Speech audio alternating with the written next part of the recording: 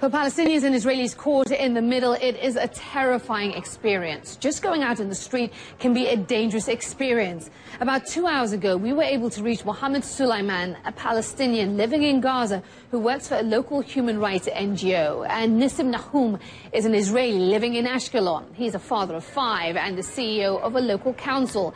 If you could drive directly between where the two live, it would only take you about 15 minutes. And while they share some common fears, they disagree on who's to blame for the current situation. I started by asking Mohammed to describe the situation where he is in Gaza. The situation is actually very dangerous out in the streets.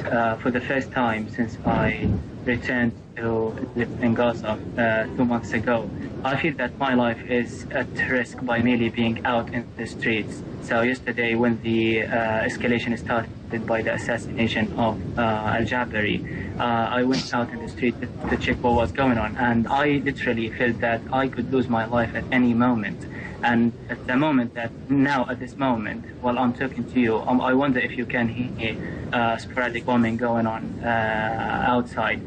So basically, it's not a safe situation. People have stayed at their homes all day long. They have not taken to the streets because it's not safe to be outside. You know, there's just shelling, bombing, warships, artillery, shelling, and warplanes as well, targeting several areas across the Gaza Strip, from the far south to the far north, with the border, at the border with Israel. Nissim, I know you're listening to those descriptions there by Mohammed. Tell me about the situation in Ashkelon and what you guys are experiencing. In Ashkelon, we're experiencing pretty much the same situation as in Gaza, I guess, but with one great and meaningful difference. In Ashkelon, we know that the missiles from the Gaza Strip are intended to hurt as many civilians as possible. My friend from Gaza said that he's feared for his life. Well, I must tell you, I fear for my life. I fear for the life of my 5 little kids. I fear for the life of my wife, who stayed with those little kids at home. The older one is 10 years old. The youngest one is 1 year old. And they had to run all day long to the safe room to go in and go out. I fear for the life of my parents, who are 80 years old, who have no shelter and no safe room in their home, and their neighborhood is bombed and targeted by the Palestinian extremists. Mohammed, when you hear Nissim say that, when you hear him describe the situation where he is, what goes through your mind? Sorry. Well, that is one thing. Sorry, carry on with your question. I'm not going to say anything. You can hear all things. Yeah? You can hear everything. Yeah, you can hear everything. I'm not going to comment on anything that is going on outside. I just took Mohammed, what was that? So that you can hear everything. Mohammed, what was that noise we just heard? Sorry?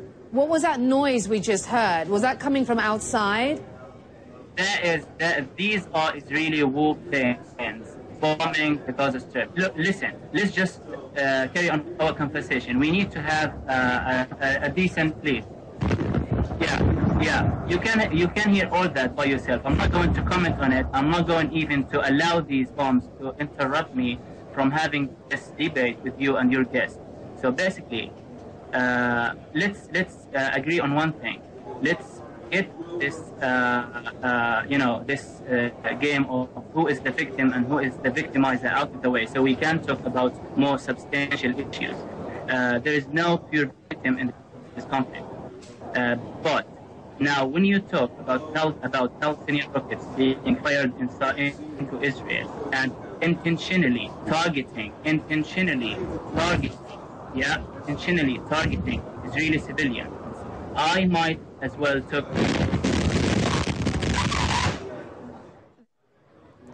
We're back live now. You heard that last boom that interrupted our conversation there. We want you to know that Mohammed is okay.